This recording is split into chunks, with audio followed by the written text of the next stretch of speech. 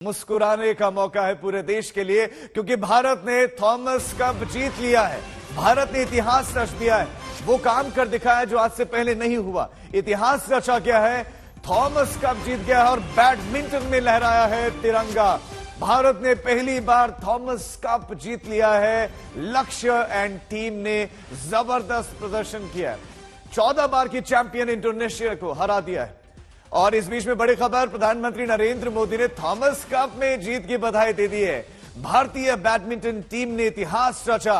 प्रधानमंत्री नरेंद्र मोदी ने पूरी टीम को सराहा है और थॉमस कप जीतने से पूरा देश उत्साहित है। एक बहुत बड़ा लक्ष्य था, उस लक्ष्य को प्राप्त किया है लक्ष्य एंड टीम ने। उनका कमाल। प्रधानमंत्री ने कहा, जीत से दूसरे खिलाड़ियों को प्रेरणा मिलेगी।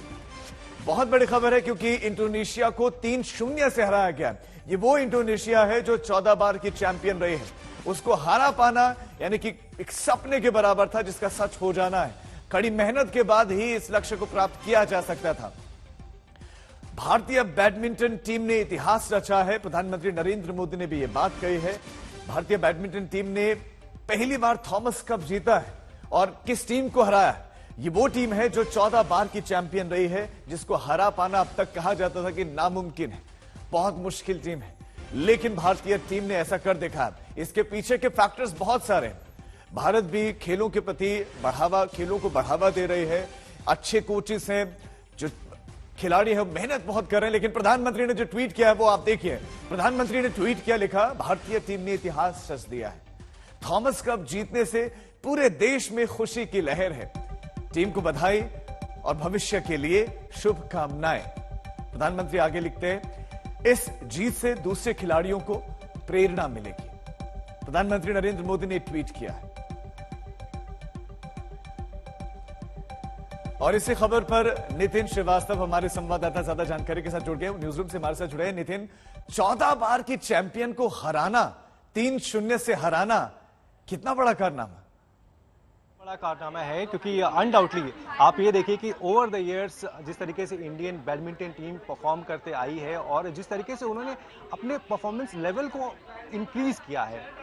थॉमस कप एक ऐसा टूर्नामेंट था जहां पर भारतीय टीम कभी भी फाइनल में नहीं पहुंची थी।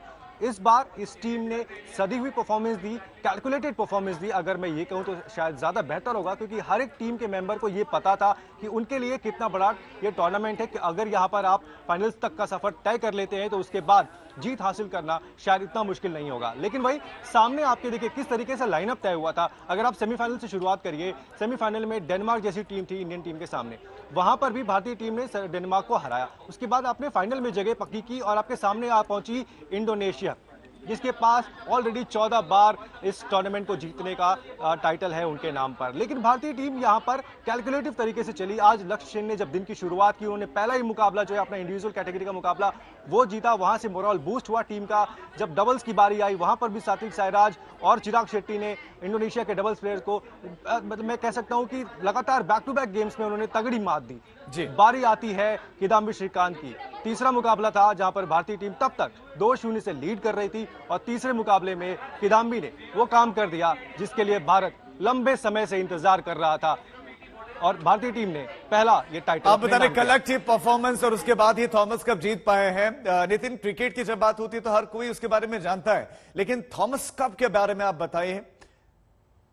जी बिल्कुल, थॉमस कप एक ऐसा प्रेस्टिजियस टूर्नामेंट है जिसकी तलाश में भारतीय टीम आज से नहीं पिछले 70-80 साल से, यहाँ पे अगर कह सकते हैं कि दशकों से थी इस टाइटल के तलाश में।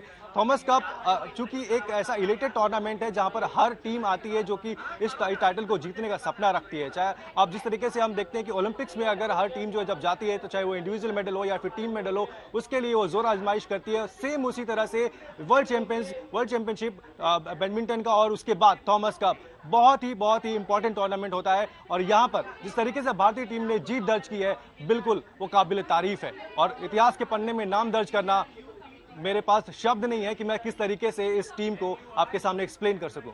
वो लग रहा है नितिन, बहुत खुशी हो रही है और भारत, ये बहुत अच्छे पल हैं भारत के लिए। लेकिन इंडोनेशिया के बारे में आप बताएं, जिसको फाइनल्स में हराया गया, 3-0 से हराया गया, जो 14 बार की चैंपियन है। तो ये कैसे मुमकिन हो पाया? भारत की मेहनत ज्यादा थी या इंडोनेशिया भी कमजोर हो गई थी? नहीं जी, बिल्कुल नहीं। मैं आपको बता दूं कि इंडोनेशिया जिस तरीके की टीम है वो कभी भी आसानी से हार नहीं मारती है, लेकिन यहाँ पर तारीफ करनी मैं होगी। माफी के साथ नितिन रोक रहा हूं, इसी सवाल का जवाब दीजिएगा आप। लेकिन एक बहुत बड़ी खबर है, बहुत खुशी है भारत में। थॉमस कप विजेता टीम को खेल मंत्री अनुराग ठाकुर ने बड़ा ऐलान किया है, 1-1 करोड़ का इनाम। थॉमस कप जीतने वाली टीम को 1 करोड़ का इनाम दिया गया है। बहुत बड़ी खबर, सरकार खुश है। प्रधानमंत्री मोदी ने ट्वीट किया और खेल मंत्री अनुराग ठाकुर भी खुश हैं। उन्होंने ट्वीट किया, बधाई दी और कहा कि 1 करोड़ नगद इनाम। थॉमस कप विजेता टीम को 1 करोड़ नगद इनाम। ये बहुत बड़ी खबर है। ये अंतर्राष्ट्रीय फलक पर भारत का जो सीना है वो गर्व से और चौड़ा हुआ है। बैडमिंटन में अभी भारतीय टीम बहुत अच्छा प्रदर्शन कर रही थी, चाहे एशियन गेम्स हो, ओलंपिक्स हो, लेकिन थॉमस कप जीतना ये बहुत बड़ा कप है। नितिन हमारे साथ लगातार बने हुए हैं। नितिन, 1 करोड़ का नगद इनाम खेल मंत्री ने भी जो है ऐलान कर दिया है।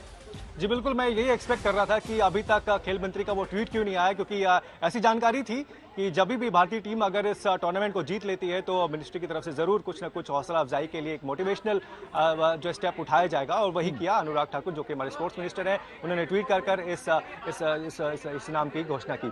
लेकिन हम बात कर रहे थे कि किस तरीके से इस भारतीय टीम ने अपने परफॉर्मेंस को ओवर द ईयर्स जो है वो बेहतरीन किया है, वर्ल्ड लेवल तक पहुंचाया है। इसमें सिर्फ कोई एक फैक्टर नहीं है, इसमें एक कंप्लीट टीम फैक्टर है, जिसमें गवर्नमेंट का सपोर्ट सिस्टम है, बेहतरीन कोचेस का साथ में होना है, और साथ ही साथ प्लेयर्स का इंडिविजुअल अपने आप को बेहतरीन करने का वो सपना कि भारतीय बैडमिंटन उस दहलीज पर पहुंचे जहां पर उसे वर्ल्ड चैंपियंस का जो है वो टाइटल दिया जाए। तो कहीं ना कहीं पिछले आप अगर देखेंगे 5-6 साल में भारतीय टीम ने हर बड़े टूर्नामेंट में मेडल हासिल किया है, चाहे वो कोई सा भी टूर्नामेंट, चाहे वो वर्ल्ड चैंपियनशिप हो। हमने देखा कि किस तरीके से लक्ष्य सेन ने अपने आप को इवॉल्व किया, वहां पर जाके मेडल लेकर आए। उसके बाद चाहे अगर हम सुपर सीरीज की बात करें, वहां पर भी भारतीय खिलाड़ियों ने मेडल हासिल किया। और अब जब हम बहुत नजदीक थे, थॉमस कप में जीत के दहलीज पर थे, वहां पर भी भारतीय टीम ने गोल्ड मेडल हासिल किया। कहीं ना कहीं ये तैयारी, अगर आप देखेंगे, कहीं ना कहीं ये तैयारी है अगले ओलंपिक्स की, पेरिस ओलंपिक्स की, जहां पर भारतीय टीम फॉर श्योर इसी तरह से कंटिन्यूअस परफॉर्म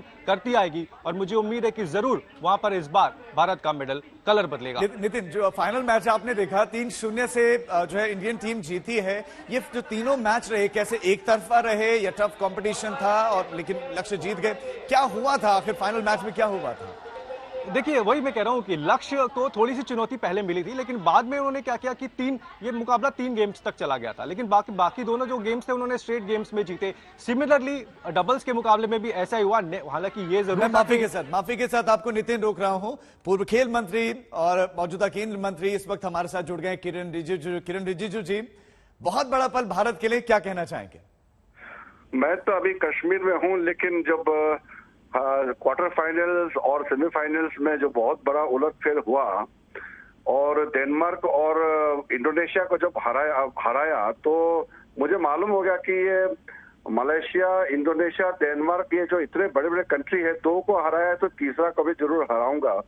तो मैं बिजी था, लेकिन मैं फॉलो करते रहा और मुझे विश्वास था कि जरूर ये हिस्ट्री बनेगा, इतिहास रचेगा। और अभी जब मुझे कंफर्मेशन हुआ अभी, तो मैं कह नहीं सकता हूं, मैं बचपन से मेरा ये सपना था कि हम ये थॉमस कप, ह्यूबर्ट कप, ये इतने बड़े टूर्नामेंट है बैडमिंटन की दुनिया में, इसमें जो ऐतिहासिक जीत हुआ है, मेरे ख्याल से ये सिर्फ बैडमिंटन के लिए नहीं, पूरा भारतीय स्पोर्टिंग इतिहास के लिए बहुत बड़ा दिन है। और ये स्वर्ण अक्षरों में लिखा जाएगा कि आज का दिन 15 मई 2022 को पहली बार ये इतिहास रचा है। ये बहुत बड़ी जीत है, बहुत बड़ी जीत, बहुत बड़ी जीत है। सर, आपको क्या लगता है कि किस किस का योगदान इसके पीछे है? क्या खिलाड़ियों का, सरकार का, किस किस का? देखिए, जब अभी तो शॉर्ट में मैं आपको बता नहीं पाऊंगा, लेकिन इतना आप समझ लीजिए, एक खिलाड़ी पैदा करने के लिए पूरा का पूरा एक टीम होता है। उस टीम में सबका योगदान है, चाहे कोच हो, चाहे इस पे फेडरेशन का हो, सरकार का हो, और सबसे बड़ा होता है जनता का support, people's prayer, people's support. बिना जनता का सपोर्ट खेल कुछ नहीं होता है। तो ये पूरा देश के लिए विक्ट्री है। और खास करके जो पिछले 4-5 सालों में जो भारतीय खेल में जो बदलाव आया है, उससे खिलाड़ियों को कोई भी तकलीफ, कोई भी जरूरत किसी भी चीज का हो, तुरंत प्राप्त हो जाता है। इसके वजह से हमारा खिलाड़ियों का भी प्रदर्शन आगे बढ़ते जा रहा है। नितिन भी हमारे संवाददाता सर हमारे साथ हैं, वो आपसे कुछ सवाल करना चाहते हैं। नितिन, अपना सवाल रखें आप। किरण सर, हमने देखा है कि आप जब स्पोर्ट्स मिनिस्टर थे और किस तरीके से गवर्नमेंट ने पॉलिसीज को लेकर काफी काम किया था, क्योंकि आप बहुत ही डीपली हर पॉलिसीज को लेकर खुद सारी चीजों को एनालाइज करते थे। ओवर द इयर्स आपने सर कैसे देखा है इंडियन स्पोर्ट्स को चेंज होते हुए, और खास तौर से अब बात हो रही है ओलंपिक्स में हमारे डोमिनेंस की, तो अब अगला ओलंपिक्स पेरिस है। सबसे पहली बात यह है कि खेल को सरकार की तरफ से जो प्राथमिकता देना चाहिए था वो शुरू हुआ 2014 में, और जो खेलो इंडिया का कार्यक्रम जब शुरू हुआ, खेलो इंडिया ने खेल के प्रति भारतीय जो आम लोगों का जो नजरिया भी बदल दिया और खिलाड़ियों का जो सोच विचार को भी बदल दिया। तो खेलो इंडिया ये सबसे बड़ा कारण है। प्रधानमंत्री जी ने जो एक विजन रखा और मुझे भी उसको आगे बढ़ाने में बहुत बड़ा जिम्मेदारी मिली थी, और उसी के साथ हम लोगों ने जो काम किया, इसके वजह से सब लोगों का सपोर्ट से ये हुआ है। मेरे ख्याल से खेलो इंडिया बहुत बड़ा हमारे लिए एक प्लेटफॉर्म बन के आया है युवाओं के लिए, खिलाड़ियों के लिए। किरण रिजिजू जी, बहुत शुक्रिया आपका आज तक से साथ जुड़ने के लिए, और नितिन आपका भी इस तमाम जानकारी के लिए बहुत शुक्रिया।